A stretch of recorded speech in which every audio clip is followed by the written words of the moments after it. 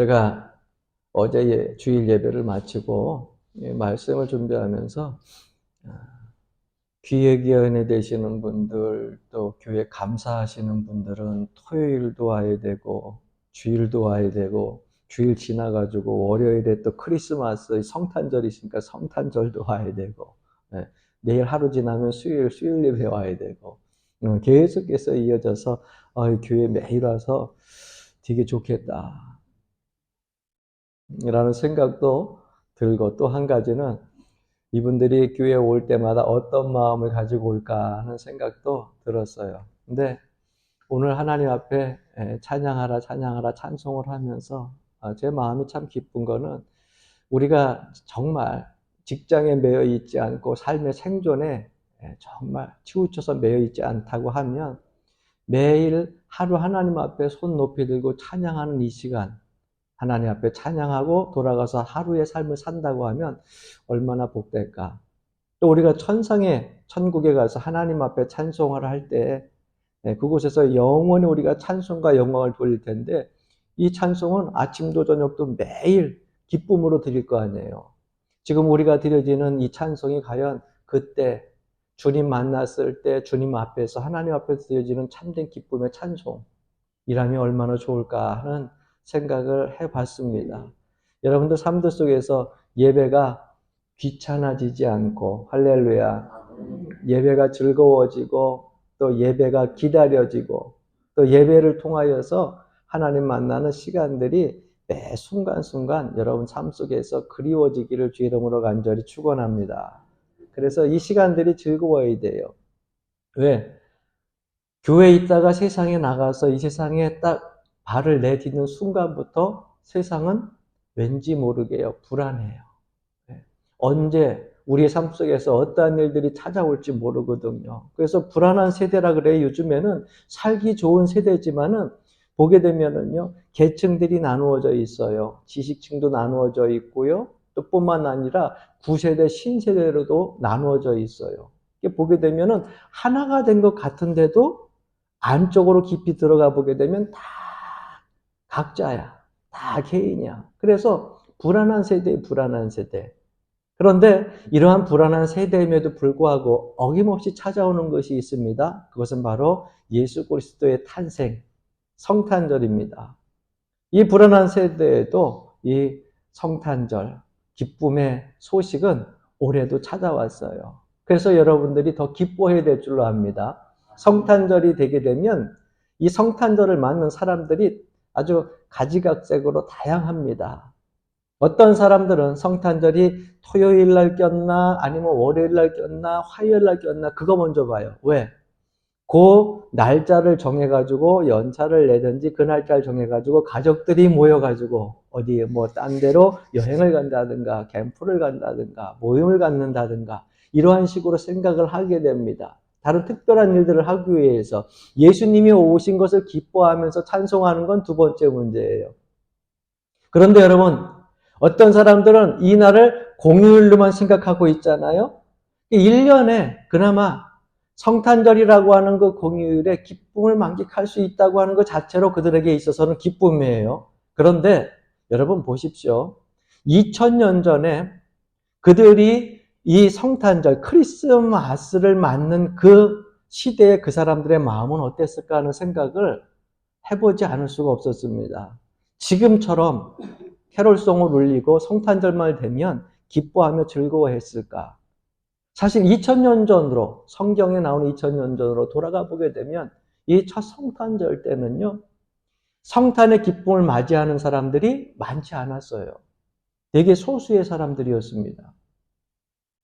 요즘 제가요, 이렇게 인터넷상에서 이렇게 보니까는요, 교회에서 어떤 한 목사님이 그러한 문구를 써서 올린 적이 있더라고요. 성탄의 기쁨을 세상에 빼앗기지 말고. 그 뒷문장은 제가 말씀 안 드려요. 왜? 앞문장이 저에게는 너무 성탄의 기쁨을 세상 사람들에게 빼앗기지 말고.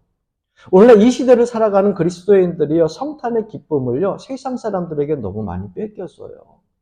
세상에서는 이미 막 한 달 전에, 1, 2주 전에 캐롤송을 틀고서 그 성탄의 기쁨을 맞이하고 준비하고 있어요. 그리고 크리스마스 추리들을 가정에다 하고 밖에다 하고 하면서 그것을 보면서 예수님 탄생일이 얼마 안 남았다. 그러면서 기뻐하고 있는데 정작 그 탄생을 기뻐해야 될 그리스도인들은요, 그 기쁨을 누리지 못하고 있다는 거예요. 그래서 성탄의 기쁨을 세상에 빼앗기지 말고 저는 여러분들이 온전히 그 기쁨을 이 올해는 소유할 수 있길 주름으로 간절히 축원합니다. 왜? 크리스마스라고 하는 그 성탄절이 2000년 전에 그들이 맞이할 때에 많은 세상의 사람들은 그 성탄절을 기쁨으로 맞지 못했어요. 아주 단지 소수의 사람만 맞이했다는 겁니다. 성탄의 메시지를 한마디로 요약하면요, 누가복음 2장 14절 말씀에 기록되어져 있습니다. 지극히 높은 곳에서는 하나님께 영광이요, 땅에서는 기뻐하심을 입은 사람들 중에 평화로다. 이게 성탄의 의미예요.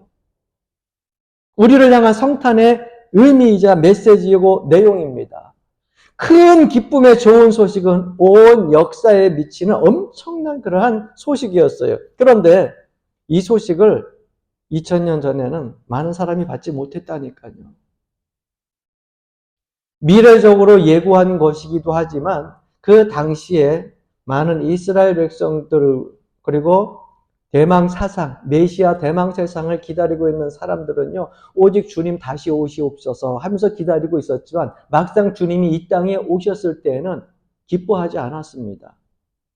그때의 기쁨으로 맞이한 사람들을 성경에서 보게 되면 몇몇 안 되잖아요. 동방박사들, 그리고 들에서 양을 치던 목자들, 뭐 요셉, 마리아, 그 다음에 엘리사벳, 사가랴, 그리고 또 시몬, 안나. 10명도 안 돼요. 10명도 안 돼. 나머지 사람들은 그 성탄의 기쁨을 그들은 맞이하지 않았습니다. 그럼 나머지 사람들은 대망사상으로 예수 그리스도를 기다렸음에도 불구하고 메시아를 기다렸음에도 불구하고 기뻐하고 기쁜 성탄을 맞은 사람들은요, 그 약속을 믿은 사람은 8명밖에 안 됐다는 거예요. 그런데 그 사람들의 입을 통하여서 그 소문이 주변 사람들에게 전하여지게 되고 누구까지 알게 되느냐면 헤롯 왕까지 알게 됩니다.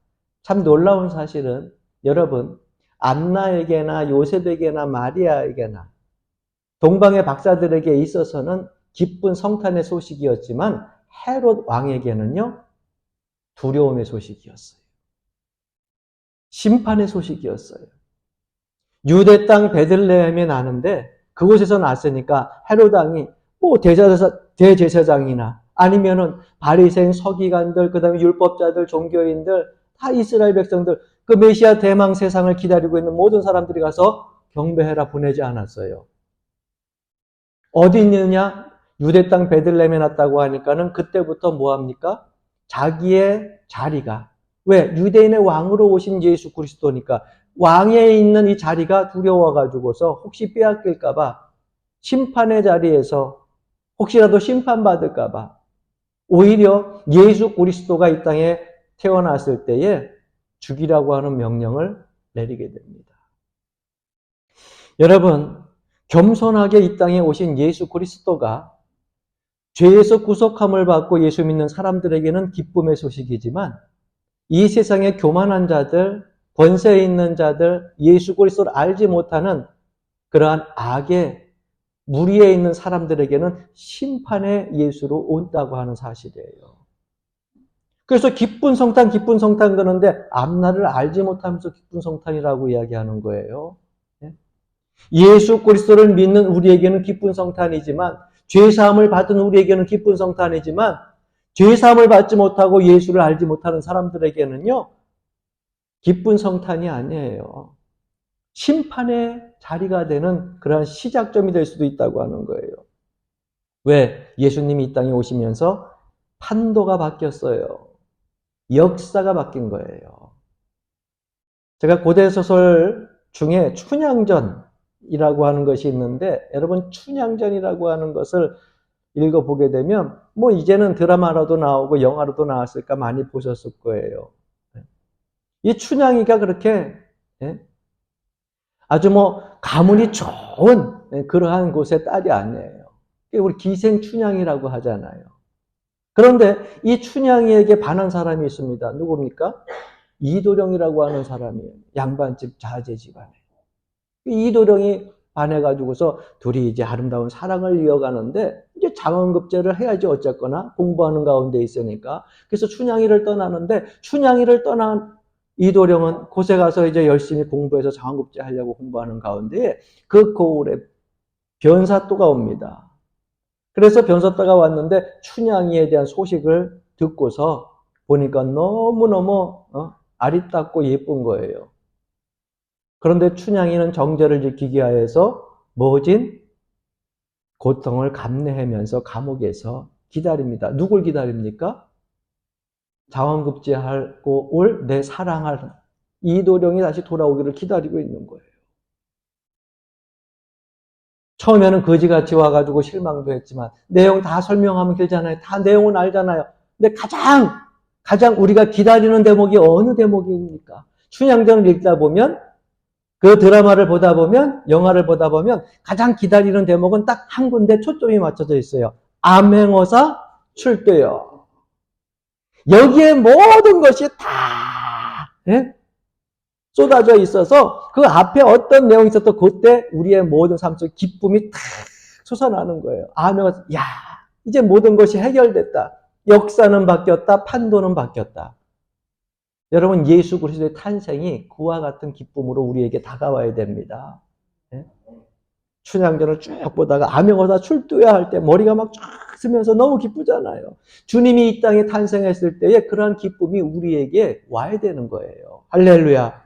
그럼 누가 성탄을 가장 기쁘게 맞이했을까? 저는 오늘 본문 말씀 속에서 마리아라고 하는 이 여인이 가장 복되게 성탄을 맞은 사람이다라고 말씀드리고 싶은 거예요. 내가 아들을 낳으리라. 제가요, 비천한 여인인데 비천한 여종이 어떻게 메시아를 잉태할 수 있겠습니까? 그런데 오늘 본문에 보니까 그는 찬송을 합니다. 46절부터 47절 말씀 보니까 내 영혼이 주를 찬양하며 내 마음이 하나님 내 구주를 기뻐하였다고 말씀하고 있어요. 측량할 수 없는 기쁨이 충만했어요. 감격으로 하나님 앞에 찬양을 합니다. 여러분, 마리아만이 가질 수 있는 감격이고요. 마리아만이 가질 수 있는 기쁨이었어요. 나는 기쁘다. 나는 복되다. 내가 주님을 잉태했어. 내가 메시아를 잉태했어. 누구만이 가질 수 있느냐? 마리아만 가질 수 있는 감격과 기쁨이에요. 여러분, 보세요. 그러한 느낌을 우리가 받을 수 있을까요? 48절에 보면 이제 후로는 만세의 나를 복이 있다 일컬으리로다. 누가 한 말이에요?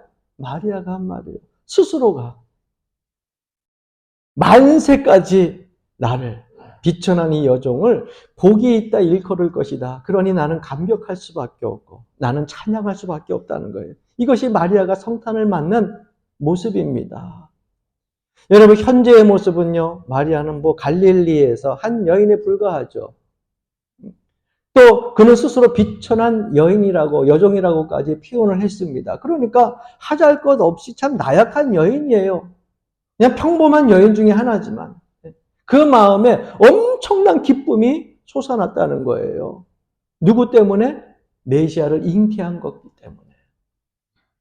저는 이 구절을 읽으면서 오늘 이 시대에 여러분, 아이를 갖게 되면 얼마나 참 기쁜 소식입니까? 그런데 아이를 가지려고 하지 않잖아요. 요즘 젊은 사람들 다 그런 건 아니에요. 그런데 많은 여론들이 모아진 것을 보니까 요즘에 젊은 사람들이 아이를 가지면 키우는 것도 힘들고 내 삶의 일부분을 희생해야 되니까 그것도 싫지만 몸매가 버려서 싫대. 이거는 극히 소수의 일부분이겠죠. 그런데 여러분 보십시오. 이 아이를 10달을 내 뱃속에 잉태하고 있을 때 여러분 세상 사람들이 봤을 때 아유 저 몸매가 저렇게 배가 툭 튀어나오고 옆에도 툭 튀어나오고 보기 싫다 그렇게 얘기해요? 아니죠. 다 옆에서 축하해 주잖아요. 몸매는 비록 볼품 없어도 새 생명을 잉태했다고 하는 그것 때문에 여러분 옆에서 축하를 해주잖아요. 근데 여러분 쉬워요 어려워요? 나는 안 배봐서 몰라.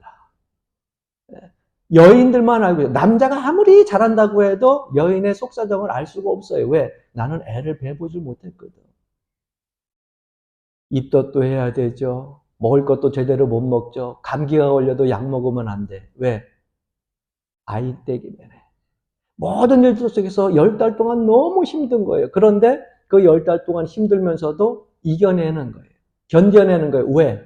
내 안에 이 새 생명을 위하여서. 그런데 여러분 그 새 생명이 10달 후에 세상 밖으로 나올 때에 내 품에 안겼을 때 어머니의 그때의 감격과 기쁨은요. 남편이 아무리 표현하려고 해도 남자인 내가 아무리 표현하려고 해도 할 수가 없어요. 이루 말할 수가 없다고 합니다. 그 기나 길었던 10달의 아픔과 고통을요. 아이를 딱 안는 순간에 싹 잃어버린대.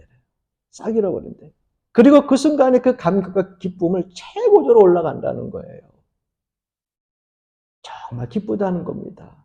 여러분, 그래서 지금 마리아가 그러한 찬양을 하는 거예요. 내 삶 속에서 비천한 여정이지만 세상 사람들은 아이 제가 결혼도 안 했는데 아이를 가졌네.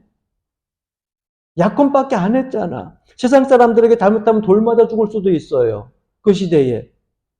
많은 사람들에게 있어서 계속해서 손가락질 당할 수 있는 삶의 모습이에요. 그럼에도 불구하고 이 마리아는 누구를 찬양합니까? 하나님을 찬양해요. 내 속에 잉태된 예수 그리스도를 비천한 이 여정을 통하여서 내가 하나님 이 땅의 역사 속에 하나님의 도구로 쓰임받고 있다고 하는 그 사실을요 믿고 감사하고 찬양하고 있다고 하는 거예요.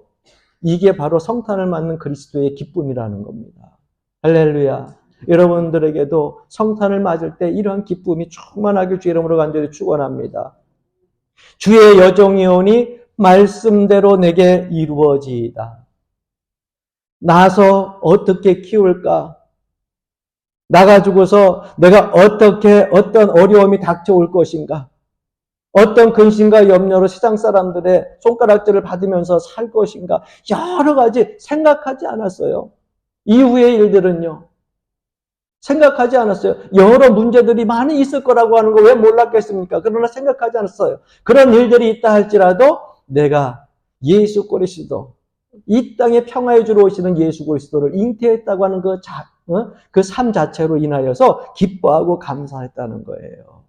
이 기쁨이 바로 마리아의 기쁨이었고 성탄을 맞는 자세였습니다.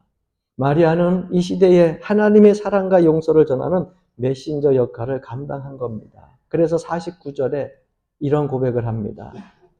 능하신 이가 큰 일을 내게 행하였으니. 하나님의 능력, 그 행사가 나를 통해서 이루어졌다는 거예요. 하나님의 능력을 사용하는데 내가 사용되어졌다는 거예요. 사랑하는 성도 여러분, 긍휼이 선포되는 시간이에요. 마리아는 그 긍휼의 풍성한 사랑을 받았다고 하는 것을 믿고 있었습니다. 우리가 하루하루를 살면서 풍성한 하나님의 긍휼이 없으면 우리는 편안한 삶을 살 수 없고요. 기뻐하며 살 수 없고요. 소망 갖고 살 수가 없어요. 그 긍휼 속에 공의가 있는 거예요. 왜? 오늘 본문 말씀 속에 보니까는요. 51절 말씀 속에서부터 이런 말씀이 기록되어져 있잖아요. 그의 팔로 힘을 보이사 마음의 생각이 교만한 자를 흩으시고 52절에 보니까는 권세 있는 자를 그 위에서 내리치셨으며 또한 비천한 자를 높이셨고 53절에 보니까 줄이는 자를 좋은 것으로 배불리셨으며 부자는 빈손으로 보내셨도다. 긍휼 속에 공의가 있는 거예요. 교만한 자는 다 내리치시고 낮은 자를 높이시고 소외된 자를 끌어안으시고 슬픈 자들을 위로해 주시고 그러니까 우리가 이 성탄절 때 가져야 될 우리의 마음은 교만함이 아니라 오직 겸손한 마음뿐이에요. 감사할 마음뿐입니다. 여러분 그러한 마음 가지고 찬양할 수 있기를 바랍니다.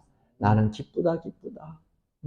오늘 화이트 크리스마스 정말 기쁜 이 성탄절 주님을 맞는 여러분들의 마음이 가슴이 벅찬 감격이 있기를 바랍니다. 마리아는요. 세상 사람들이 다 안 믿어도 믿었어요. 그래서 주의 여정이오니 네. 주님 앞에서 아니요라고 대답하지 않고 네라고 대답을 합니다. 기쁨 충만해서 하는 대답이에요. 여러분, 네라고 하는 대답이 쉽지만은 않아요. 주님께서 우리에게 말씀하시는 그 명령 속에 예라고 하는 그런 대답 속에는요, 순교도 포함되어져 있어요. 고난도 포함되어져 있어요. 아픔도 포함되어져 있어요. 상처도 포함되어져 있습니다. 그런데 그 가운데서도 주님께 능력으로 고용되어진 것에 감사하여서 기쁨으로 네 하고 대답한 마리아는 훗날 하나님의 사랑의 용서의 메신저로 쓰임받는 귀한 여인이 되었습니다. 저는 오늘 이 성탄절을 맞이하여서 여러분이 주님을 모시고 주님 앞에서, 주님의 역사 앞에서, 주님의 능력 앞에서 내 삶의 여러 가지 문제들이 보인다 할지라도 네, 아멘 대답하여 가지고 그리스도의 탄생이 내 안에서 진정한 의미를 가지고 기쁨으로 감격으로 되살아나기를 주님의 이름으로 간절히 축원합니다.